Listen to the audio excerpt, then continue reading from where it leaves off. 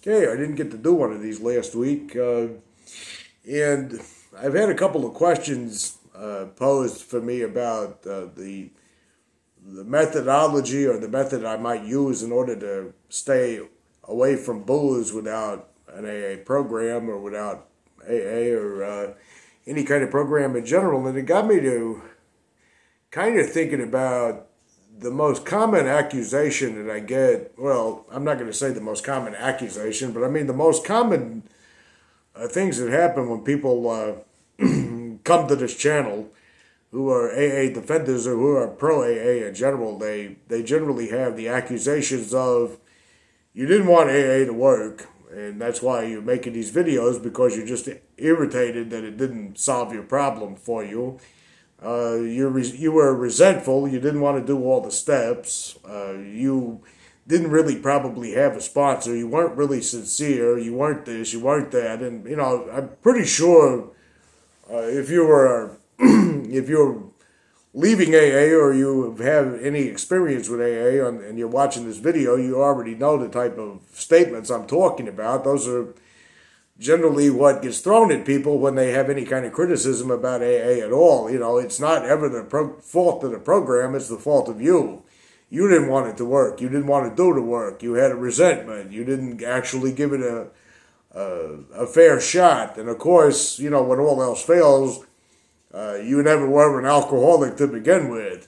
You notice that for a program that they claim can help anybody, no matter what, in spite of themselves, or, whether you believe in it or not, if you do the steps and you're willing and all that other kind of thing, then it will save you in spite of yourself. I've seen old-timers will say something like, everybody on earth should be in some kind of 12-step program. And yet they turn around and they have a laundry list of excuses as to why you must have some kind of resentment against it, or why it didn't work for you, or some grudge against it. That's the only reason why you would possibly criticize it. And I think before delving into staying away from liquor without any kind of program whatsoever, and of course, if there's an AA defender watching this video, one of the pro-AA people that occasionally show up on my channel, let me know, usually in the same standard lines about, you're just a bitter, angry, miserable human being who has to attack a program that saved millions of people and all that other bullshit.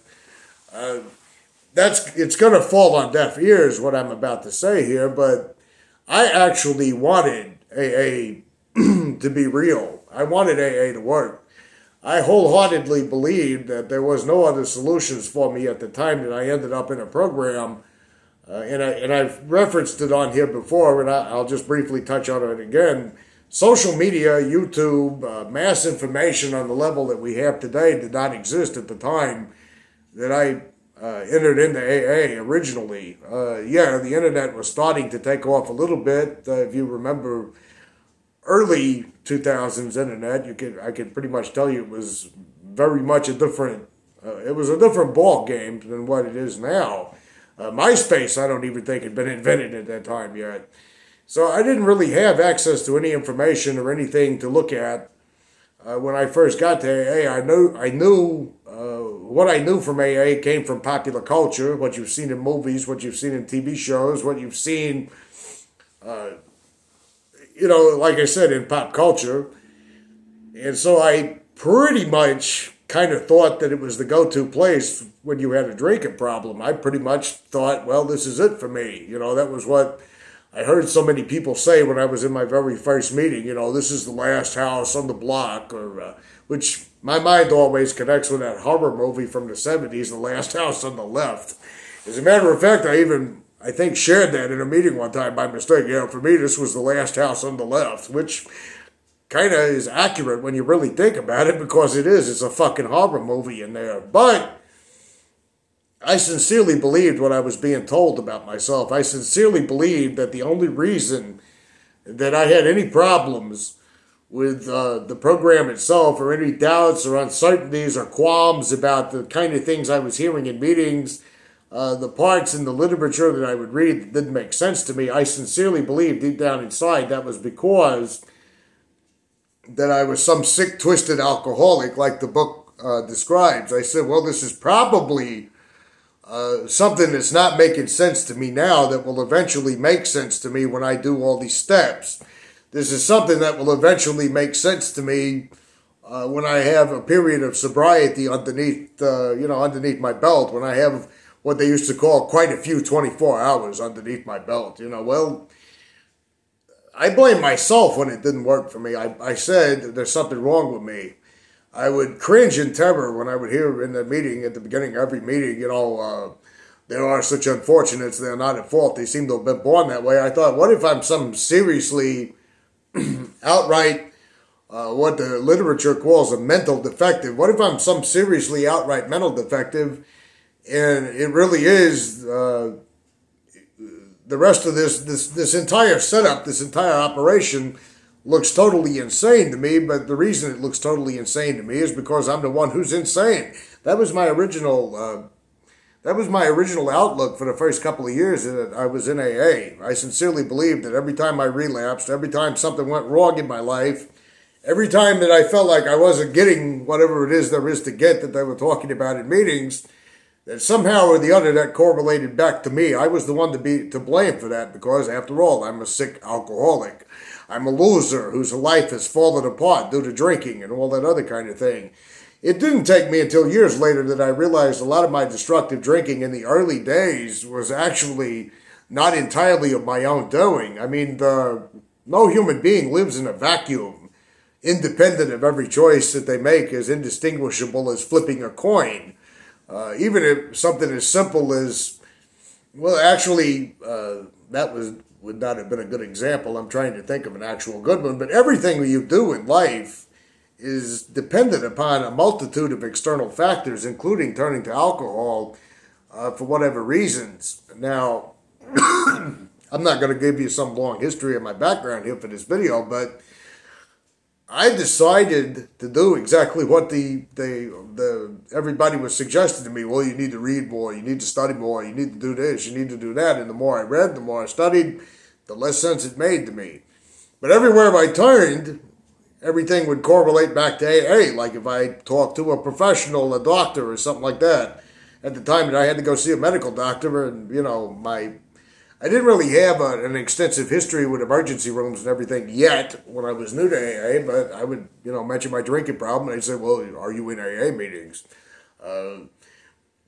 There was at one point, even though I was no longer Catholic at that time, that, a family member more or less twisted my arm to get me to talk to a priest in the church, and the priest said, well, have you thought about going to AA meetings? Even though I can tell you, as someone who was involved in the Catholic Church as a child, a lot of the priests were tipping the bottle more often than not. I never personally witnessed anything like the unspeakable things that are now widespreadly known, like the sex abuse cases or anything like that.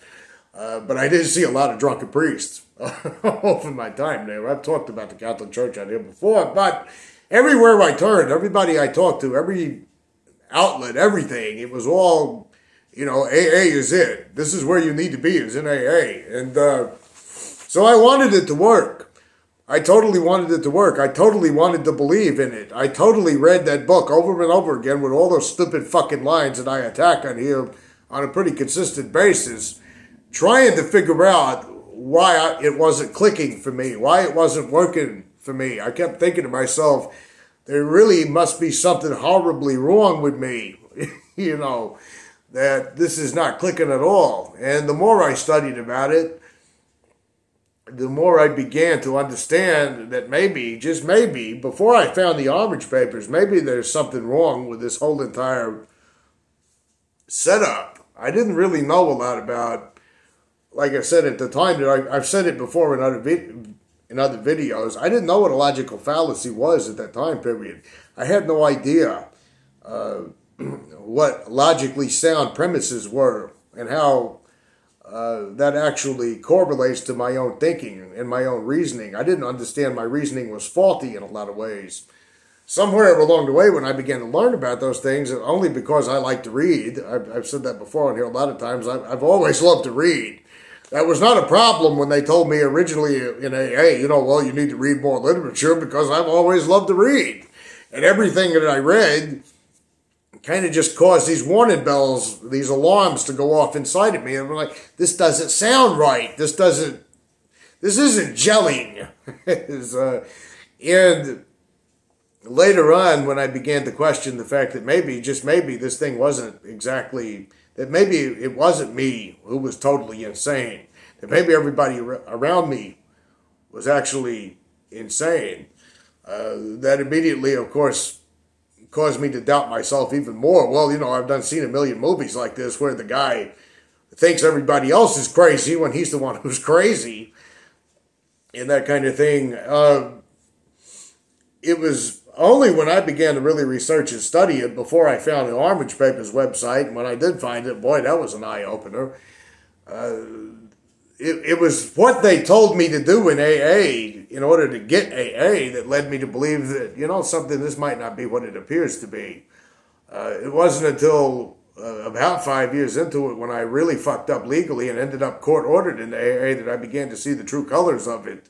It wasn't until I got to know some of those people really well, and it wasn't until I got to really understand what goes on behind the scenes, that more and more stuff the dots began to connect, and I began to say, I suspect this thing is all bullshit. There was quite a number of disturbing behaviors that I witnessed at the time that kind of set me off on that journey, but ultimately it was me reading about AA and reading in the AA that led me away from AA. It was not because I immediately came to AA with this attitude of this is all bullshit, I'm better than all these people, like I kept getting accused of being. It wasn't because, I had sponsors thinking, see, your problem is you're sitting there thinking you're smarter than all of us. I never thought that. And it didn't occur to me back then, all those years ago, that there's something, that's a completely dishonest thing to say to someone. You can't possibly know what people are thinking. You can't possibly know what people are motivated by. But at the time, like I said, with only a rudimentary understanding of what logic is, I didn't actually have a solid rebuttal for this. But when I realized that AA was phony, when I realized AA was bullshit, when I realized that everything about it was founded dishonestly on dishonest premises, that Bill W. was nothing more than a con artist on the take, that he didn't live by any of this bullshit that he prescribed for everybody in his arrogant, judgmental, sneering, condescending way, there was a terrified feeling deep down inside of me because I thought, well, if this is not going to save me from my drinking problem, what is going to save me from my drinking problem? Because obviously I'm powerless. There's no doubt that I'm powerless over alcohol. I mean, look at my history. Look at what happens to me when I drink. Something out there, some external thing has got to click inside of me that's going to make me, that's going to fix me, that's going to repair me, that's going to restore me to sanity or something like that. I mean, it was a terrifying feeling of, if society is prescribing this as the go-to treatment for alcohol abuse, and this is all phony bullshit, I'm really in deep trouble now, am I not? And at the time that I left AA after, there's no point in me going into a long soliloquy, I guess, of the long 11 years that I was in there. When I stumbled away from AA finally at the end, I was convinced that I was going to drink myself to death. I said, well, the medical community tells me to go to AA when they're not just giving me judgments. I've had more than one visit to the emergency room from alcohol abuse. When I got lucky on the last go-around, they actually prescribed me Ativan and Librium in order to get off the alcohol, without, because, as heavy as I had been imbibing alcohol, I was looking at a serious case of DTs. I have been through those before because there are some hospitals and there are some medical institutions that really just don't give a shit about you. You get dropped off there when you're completely wasted with a dangerous blood alcohol level. They let you lay there in a bed all night long and pretty much tell you you're free to go the following morning, and you're right back out there on the streets with a bad case of the shakes that were about to set in, and you got to get to a bottle to stop it. When I was taking that Librium and Ativan during my last really bad drunken bender, I didn't have any plans to quit drinking. I was taking it at the time, and I was saying to myself, well, I'll dry out for a little while because I've done it before. I'll stay dry for a couple of months. I've done it before. And then one of these days I'm going to want to drink again. I've done it before, and I'm going to be right back in the same position. And this is going to go on until I get pancreatitis or liver failure or something. But this is the end of the line for me. There is no life anymore. Whatever life I had upon entering AA all those years ago, 11 years ago at the time, there is no getting anything back. Everything that I've ever cared about or anything I wanted to do is all completely gone. It's over with. I'm going to drink myself to death, and that's the end for me. That was my thinking at the time I left AA. I had no intention of trying to quit drinking. I had no intention of trying to find any alternatives. I had been exposed to CBT, cognitive behavioral therapy, which did a lot of good for me, by the way. But it did not prevent a drunken bender from happening, so I knew that wasn't going to necessarily be a good answer for me either. I didn't have any money, so I couldn't afford a psychiatrist or something like that. I couldn't get prescribed any kind of medications at that time. So I didn't believe there was any way out of this whole entire situation. I said, well, in a couple of months I'll be drunk again. When I dried out and got off of it, there was nothing mystical, there was nothing magical, there was nothing spiritual, there was nothing else. There was one thing inside of me, was the idea that everybody I cared about and everything I cared about was all gone. All the AA people had done turned their backs on me. A few of them, I sent a few of these videos, since they arrogantly and happily proclaimed that I was going to get buried with all the smart motherfuckers who couldn't get the program. I had to send them a few of these videos. They blocked me in a hurry when it happened, of course. But there was a part of me that realized that I was alone in the world. I mean, I don't know how to describe that in a way that I could really capture the essence of what that felt like. To know there's no cavalry coming, like in the movies, when the cavalry rides in at the very end with John Wayne and it saves the day before everybody is, that kind of analogy to it. There was no cavalry coming. There was nobody that was going to save me from myself. There was nobody that was going to help me. There was nobody I could call. There was nobody I could turn to. A part of me really kind of wished that I could hasten and hurry it up. The end of all of it. Even after the suicide attempt all those years ago, I had said, well, if I don't have the courage to really end this whole entire thing, then maybe I can pass out one day and wake up and not come back again. When I got off the Librium and the Ativan and I just stayed dry for a little while, I said to myself, well, it was the first time I had ever been dry without the threat of AA hanging over my head, without having AA as an option to go to any longer. I was not going to walk back in those rooms again.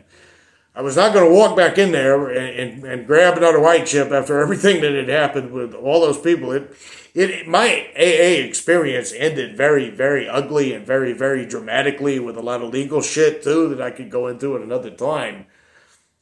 It was over for me, So what was I going to do? I thought to myself at the time. I realized at the time, and it was in little bits and pieces along the way, because once I was over the shakes, once I was over the nervousness, once I was over the feeling of, anytime you've been on a drunken bender, even though you're past the point of being dependent on alcohol, you're past the point of being in danger of DTs or something like that, there's still this really out-of-the-world kind of feeling you get where you're just not comfortable with anything. You got, or at least I did, I had really, really, really high anxiety. I had really, really, really, I was nervous. I was edgy. My moods were all over the place. I was constantly kind of like this all day long. I was just a bundle of nerves. I was in a less than ideal living situation at the time. I was sleeping on somebody's couch. There was no hope of employment for me or anything else. And I realized that it had been a very long time since I had done anything or indulged in anything that was not related to drinking, not drinking, drinking and not drinking, or anything else at the time. I was able to use somebody's computer to look at Netflix. I hadn't been on Netflix. Well, I don't think I'd ever been on Netflix, actually. I'd never really engaged in anything like that on the online platforms before. And I remember really early on, I think I was kind of slowly but surely getting over the bundle of nerves feeling, I realized it had been years and years since I had actually sat and watched a movie from start to finish. During the whole AA foray thing, everything was AA. If I watched a movie, it was still about AA, well, that character is like what I heard about in AA, I mean, it was literally, it had absorbed me. It had taken over my life. It was involved in every facet of everything I did. Couldn't even take a walk in a fucking park without trying to figure out how I could spin this to some AA gratitude bullshit or something like that. It was a very surreal and very interesting experience to be able to do that without thinking about drinking, without thinking about AA, without thinking about any of it. And that was just a slow start and a slow beginning. That very, very little simple thing was actually a doorway to beginning something. Shortly after that time period, after I had dried out for a little while, I did go get a half pint. I said, maybe, like that. And it wasn't necessarily some big dramatic turning point. It wasn't some big dramatic thing. I just remember, and I've talked about it on here before, I did get a buzz. I did kind of enjoy it. And it started to fade away. And immediately I started getting a headache. I started getting an upset inside. And I didn't feel good. I just felt groggy and shitty and everything else. And I said, why don't I just fucking try to really leave this alone? Why don't I just really give it a shot to try to leave this alone? And that was pretty much it as far as staying sober without AA. I didn't count time. I didn't do one day at a time. I didn't call anybody. I didn't talk to nobody. I had nobody to talk to, for one thing. I just focused on getting better in terms of my own selfish needs, actually, is what AA would talk about. I hadn't had a driver's license in almost 6 years at the time that the AA thing fell apart. I was barely putting enough money on fines. I put enough money on fines just to get the legal system silent for another month until the next month would roll around. And I remember at the time when I was really trying to get back into the swing of things with work and things like that, I was working a pretty shitty job at that time. And I realized, I guess with clarity of mind, it wasn't something that I was totally 100% aware of. But it was, I guess because my brain was free of booze and everything like that, I said, I've got this much money and then I can get rid of these fines. And then I can actually start looking for some kind of insurance company for vehicle insurance. I can get this legal shit off my back, once and for all. I mean, there was still a much longer road to go before I saw the behind the wheel of a car again. But I just started kind of tweaking little things in my own entire everyday existence. Even if it was something as simple as, I need to get some new shoes here. I'm wearing these fucking shoes are falling apart. Because I've been living in this fucking AA asshole's garage for the past 3 or 4 years, and it's been a whole nightmare horror movie of the week on that one. It really was worse than the last house on the left. And it was just minor little things like that towards improving myself. I realized it had been forever and a day since I had tried to lift a weight, and I didn't have any weights at the time, but the very first time I lowered myself to the floor to try to do some push-ups for the first time in forever, it was kind of embarrassing to me at first, but I said, well, I'm going to work on that. I'm going to just see how many of these I can do over the course of a month. Tiny little things like that. I'm going to do this. I started kind of giving all my time and energy to my job, but I also started giving all my time and energy to try to find something better.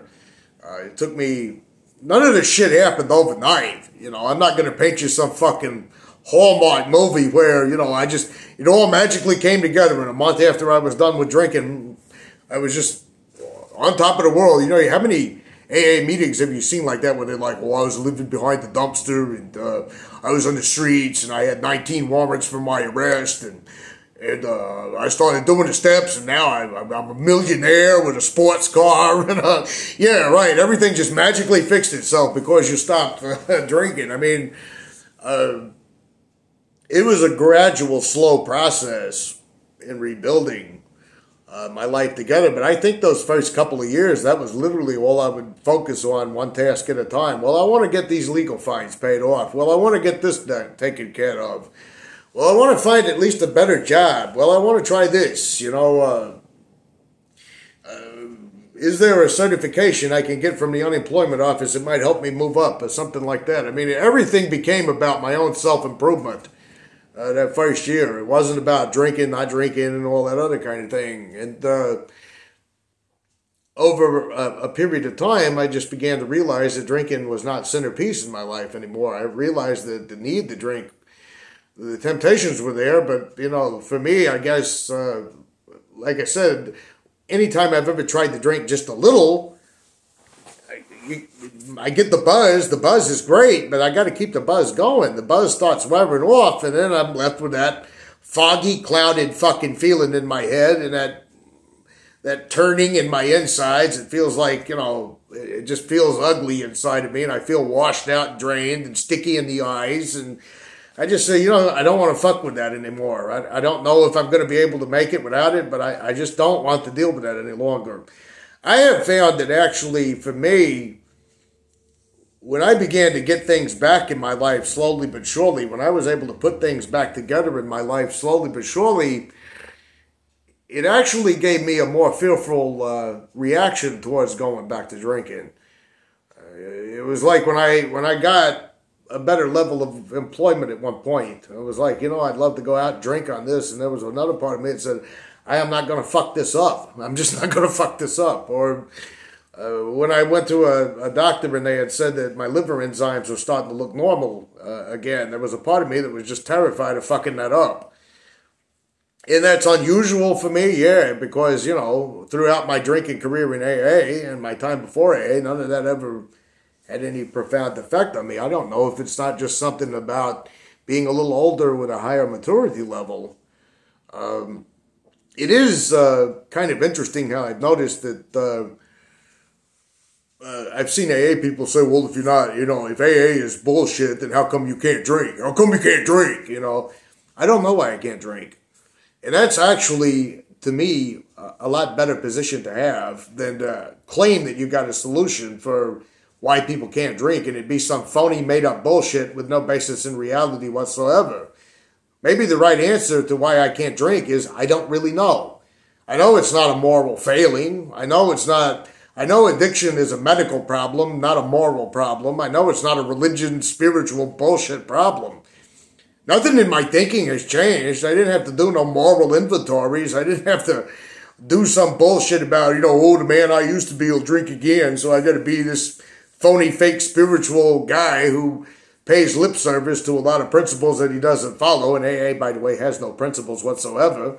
Obviously exemplified by the fact that none of its members seem to endow what I would call they're not a living embodiment of spiritual principles, whatever the fuck those really are. Who knows? They never can really define them for you. The founding guy of AA died begging for booze, and if you look at his entire life, it was pretty much a shambled mess. He made millions off of ripping people off to AA. Not somebody that I feel has any solutions to life or anything else. I don't really have an answer as to how I stay sober without a program, beyond the fact that I don't want to drink any longer. And during my early days, I was just, like I said, mainly dedicated to trying to get my life back together again. I said, I'm tired of being this fucking chronically unemployed bum who has to take these half-ass jobs while living in some fucking old-timer's garage somewhere who treats me like dirt and garbage the whole entire time. I was tired of being on the bottom of everything. I was tired of the negative consequences of it. I think it was ultimately the thing. I think just time away from booze was enough to make me realize I didn't want to go back to drinking booze any longer. Booze was no longer giving me pleasure, and hadn't given me pleasure in a long, long time. So I hope that answers your question, because I don't really have, will I do this or will I do that? I don't really have a method. How do I stay sober without AA? It really comes down to something as simple as I don't drink. maybe in another month or two I can do a video about how I managed to lose 15 pounds, which is my goal right now that I'm working on. Anyway, let me know in the comments what you got out of that. Do you feel that you need to follow some kind of regimen, some kind of program or something to stay away from alcohol or from drugs or whatever? I mean, I know a lot of you out here watching this video used to go to AA and you don't any longer. Or is it the fact that drinking is not a big deal anymore that made you get past it? You're not powerless. You're not powerless. You have to become empowered in order to get over it, is what my experience was. Is empowerment and not powerlessness. Anyway, see you guys next week, hopefully. Hopefully I won't have to skip next week again.